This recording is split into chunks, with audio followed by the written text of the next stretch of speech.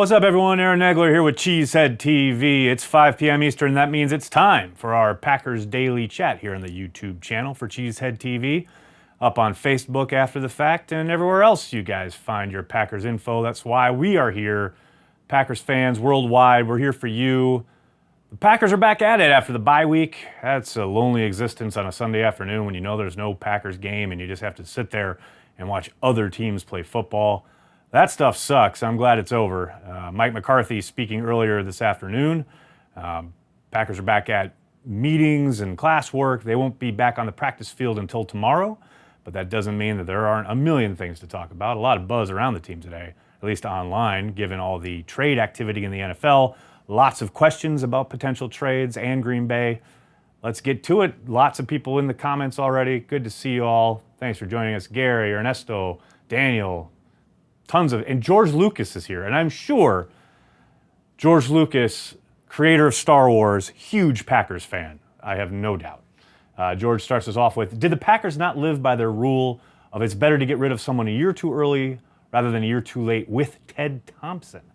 Well, George, I'd posit that maybe not even a year. I think they waited 2 years too long.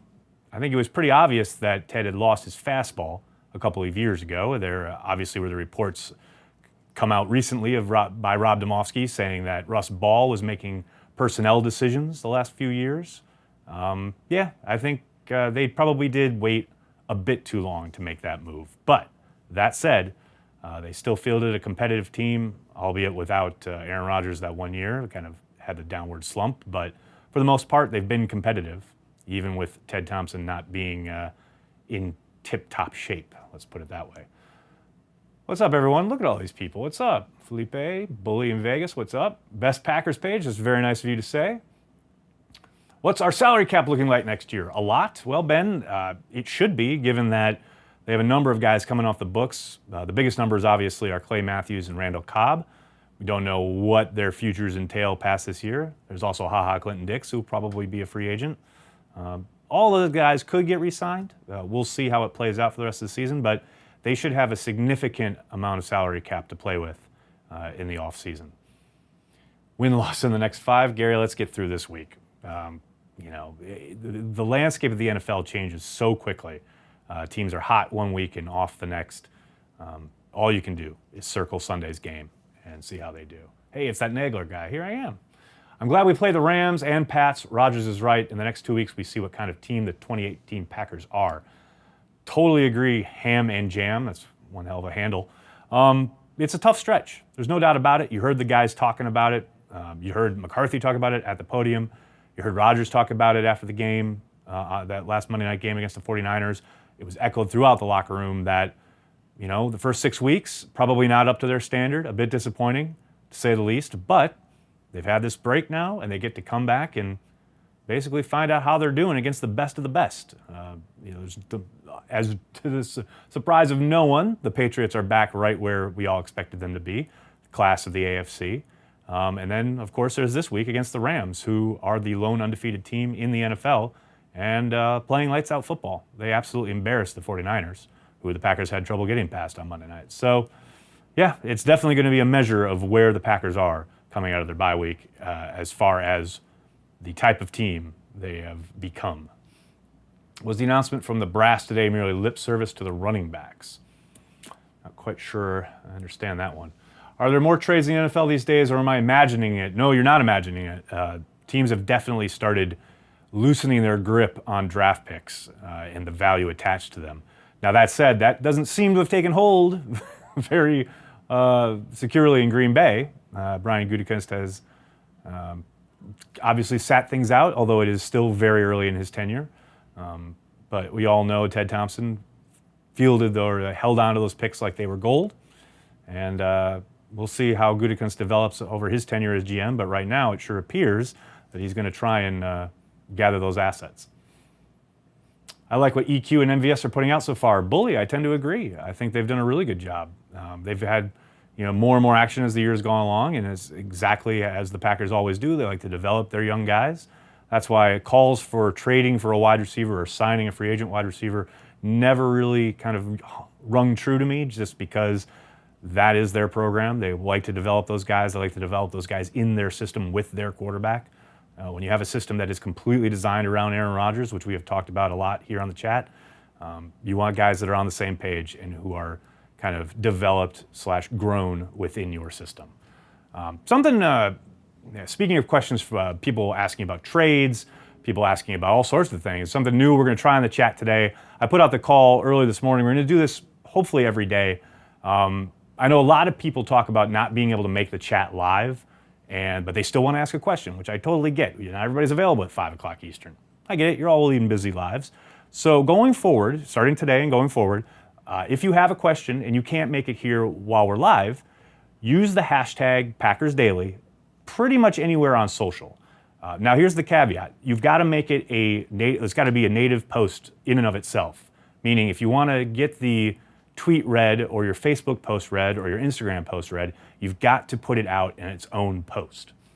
But use the hashtag PackersDaily and I'll answer a few, which I'll do right now. Let's go to the social media monitor, as it were, and see what people are saying online. Got Dan here asking, do you think the Packers will come out flat after the bye week like usual? Dan, I'm not so sure I agree with your police work there because McCarthy's teams have traditionally come out of the bye week pretty smartly. Now, I'm not going to say they've come out on fire, but I think maybe perhaps you're talking about flat as usual as per the 2018 season. I think that we're going to see a different Packers team on Sunday. I tweeted it out this morning. I think this is going to be a game where they play above and beyond most national observers' predictions and expectations. I still have real trouble predicting them getting a victory against the Rams, but I do think they are going to play one hell of a game in Los Angeles. Let's see. Monsmoy asking, thanks for Packers Daily. You're welcome. Could you explain what happens with someone like Wilkerson, brought in on a test year and has been injured playing? Is he still paid the same, assuming he recovers? Will he stay, or will we find another free agent or draft a defensive tackle? A lot of questions there, but let's take it one by one. Yes, he's still paid his contract rate unless they at some point came to a injury settlement, and they would pay him one final sum and then send him on his way. But as long as he's IR and provisionally on the roster, then he's getting paid his contract. That said, will he be around next year? The injury probably makes that more likely, actually.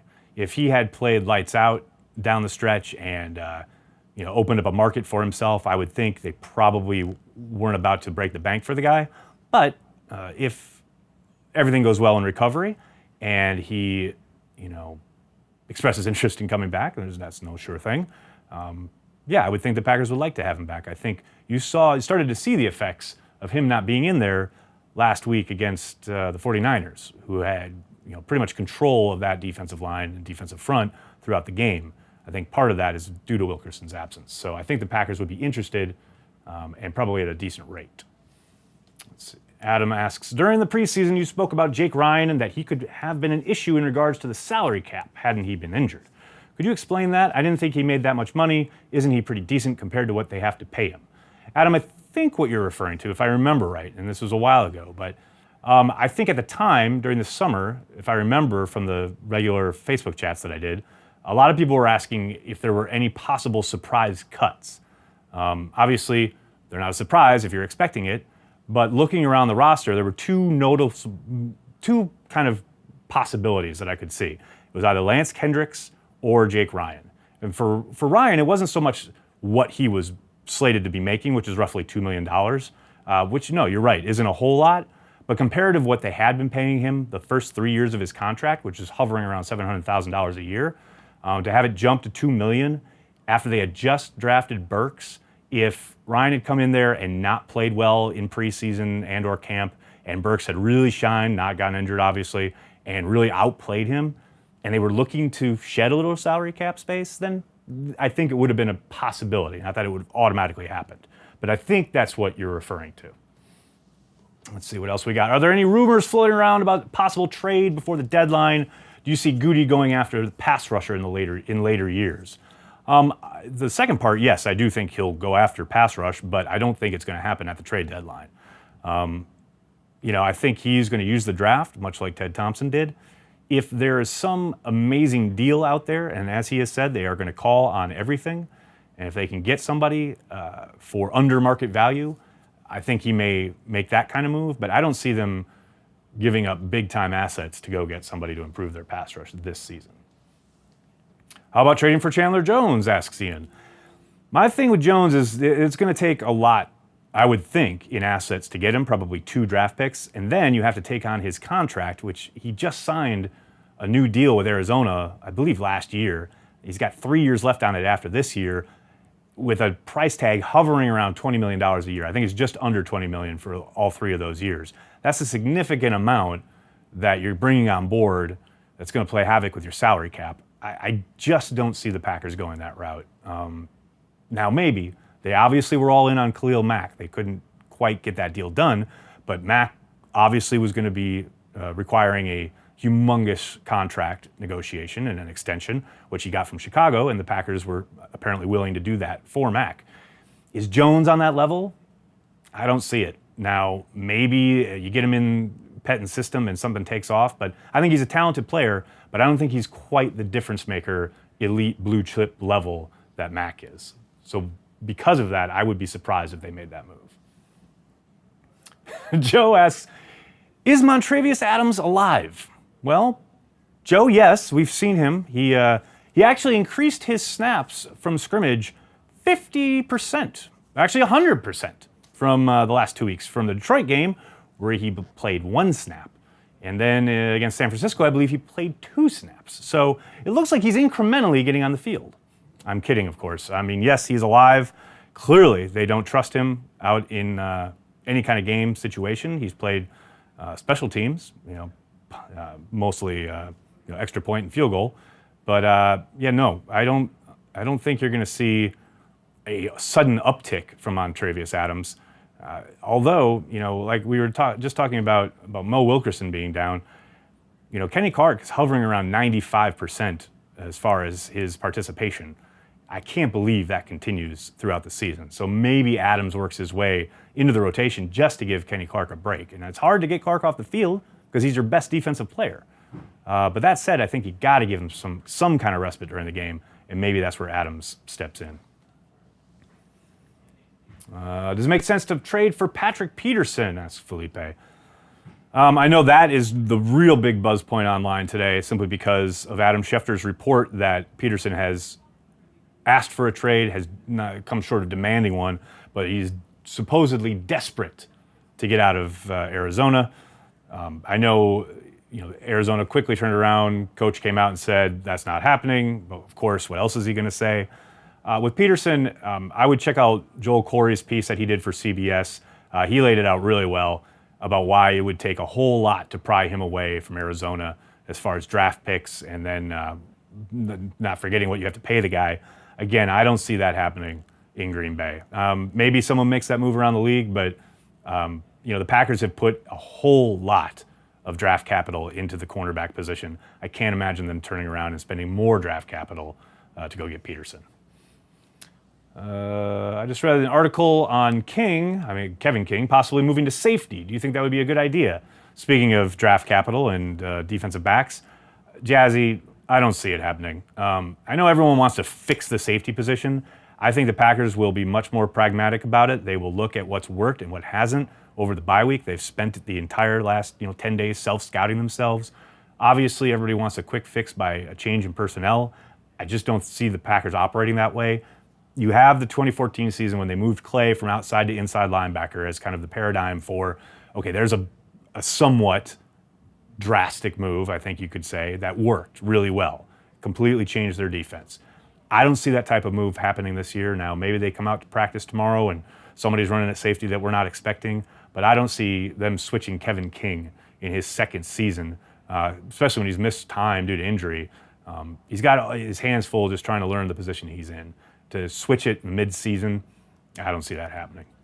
All right, everybody, thank you so much for all the questions there on social media. Mostly that's Twitter, but again, we can draw them from Twitter, we can draw them from Facebook, we can draw them from Instagram, wherever you are on social. Just hashtag Packers Daily, and we'll get it for you. And now I'm going to turn back to our friends on YouTube here. Little YouTube guys feeling lonely. Mistake trading for Peterson. Chris, I would kind of tend to agree. I mean, you can't deny his talent, but I don't see the Packers making that kind of move. It would take an awful lot to get him.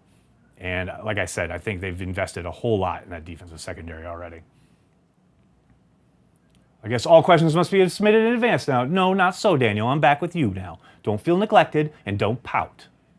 I want to feel like I'm dealing with my children here. I am servicing Packer fans worldwide, and that includes the ones who cannot show up while we are live. Don't complain about it. Logan keeps it simple and says, we are screwed. I don't know if you're talking about the YouTube comments or the Packers on Sunday, but I would say you are incorrect in both instances. Ooh, there's Chris got an idea. Jamam Moore's come-out game? I think you mean breakout game. Let's slow down there because you would have to think, most likely we'll find out tomorrow, but you'd have to think that Randall Cobb and Geronimo Allison, one or the other, if not both, will be back for this Sunday's game. I can't imagine Jamam Moore getting a ton of snaps. In fact, I wouldn't be surprised if he was inactive on Sunday in LA. Didn't Williams play safety in the past? Spider, he did in Cleveland in a pinch. They were down a bunch of safeties. He had to play. They asked if he would move. He did, and he played sparingly, but he did it without complaint because he's a pro. But again, I don't see that happening. I think he's a corner that's been in their system since the spring, playing corner, an older guy who knows the job, knows what he's supposed to do. Now, again, maybe he comes out tomorrow and they have him at safety and they want to make that move, but I would be surprised. Raven Green going to get some. We got a Raven Green question, so I love this chat. Kyle, Raven Green going to get some playing time finally? I guess that's the kind of move I'm talking about when you're talking about personnel and trying to make a shake-up move that's going to, I guess, give you something more. I mean, you like his physicality. There's no doubt about that. But if you're talking like, deep coverage, which has obviously been Kentrell Bryce's issue, I don't see that as some major upgrade, at least not from what we saw this summer. Now, we're not privy to practice. Maybe he's come on leaps and bounds, but I don't see them going that route. Irvin to Packers for 4th round. I wouldn't say no, Stanley. Will Gutekunst make that call? I don't know. When would an announcement be made on a move off of IR? Well, we would probably see them at practice, although Mike McCarthy was asked today if there were any expectations for either Jake Kumerow or Trevor Davis to practice this week, and Mike did say there was nothing to report. But he could just be saying that. He could just be, maybe the decision hasn't been made yet. But you would think most likely we'll see one of those guys at practice, which would mean that he's been taken off. And obviously that will happen tomorrow because that will be their first practice. I love the Packers being such a big underdog. Alex, I do too. I got to admit it. I love it. I relish it. And that's why I woke up this morning and I know the world's going to be down on the Packers. My buddy Nick there at CBS was tweeting out how the Rams are going to win 45-24 or whatever, blah, blah, blah. And I'm like, Packers are going to make this a game again. I'm not going to pick them to win because I don't think they're going to. But I do think they're going to look a whole hell of a lot better than everyone is giving them credit for. This is the kind of game where Mike McCarthy comes in and no one expects anything from him. The team plays lights out. Now, I do think the Rams are stocked on offense, and I think they're going to be just a little bit more trouble than the Packers can handle. But I'm excited for this game, and I love it. And I hope I'm proven wrong. I hope they win the game outright. It'd be fantastic. A lot of people have referenced the game down in Houston a couple years ago when Rodgers gave the famous shh after his post-game interview on TV there. I would love that. I'd love nothing more than that. But yeah, I think it's going to be a really good game, and I think people are going to remember how talented the Packers actually are. If anyone can pull an upset, it will be the Packers. I agree. Can this defense stop Todd Gurley? Jonathan, that is the $100 million question, and that he is the engine that makes the whole offense go. There's no doubt about it. It's interesting watching that Chiefs game last night. You see Kareem Hunt, the way he makes that offense go, the way on the Rams side of things, Gurley really makes that offense go. And you talk about the quarterbacks, you talk about the high-flying aerial attack, but it's those two running backs that really make things happen. They adjust things and pick up really tough yards and make defenses kind of honor things that open up all the other toys and bells and whistles, so to speak. Gurley's a problem. There's no doubt about it. I don't see the Pack. I think he's going to get his, as people like to say. Can they limit him? I think they can limit him, but the problem is that opens up other things. And, you know, you can bet your mortgage on Sean McVay trying to get Cooks deep, matched up with Bryce at some point in this game. That is going to happen. Brito was running all over Green Bay's front. Can't imagine what Gurley will do. Well, there's two very different approaches, though, right? Now, like I said, I completely expect Gurley to get his. There's no doubt about it. But the 49ers really lined up in like power formations and just ran basic offense 101 and just mashed the Packers at the point of attack. That's not a lot. That's not a ton of what LA does. They do a lot of misdirection. They obviously get him in space a lot. That doesn't mean they can't. They can mash it. Obviously, they got the offensive line to do so. I think the Packers can counter a lot of what the Rams like to do up front, but I do think it's going to open them up. It's really a case of Mike Pettin having to pick his poison, and either one's going to kill him. He's going to have to pick how he can slow them down enough where, hopefully they can give Rodgers a few more chances. Obviously, that's going to come into play. The Packers are going to have to control things on the offensive side of the ball. You get into a shootout with LA, you're asking to die quick. It's just a question of, can you slow them down enough? Can Rodgers and company hold the ball, score some points, and maybe get a turnover or two? And I'll tell you what, right now, right here, Monday afternoon, I'm calling it. McCarthy comes out with a surprise onside to start the game. It's got to happen. Steal a possession. All right, everybody, I'm going to jump. Thank you so much for all the questions. I'm sorry if I couldn't get to yours. I'm sorry, YouTube. And thank you for all the social questions. Keep submitting those. Hashtag Packers Daily each and every day. We'll pull them. We'll answer them here for the people who can't make the chat live. Thank you, everyone. Make sure you subscribe on YouTube. Like us on Facebook. Thanks for making us a part of your day. We're devoted to Green Bay Packers fans worldwide. I'll talk to you guys tomorrow.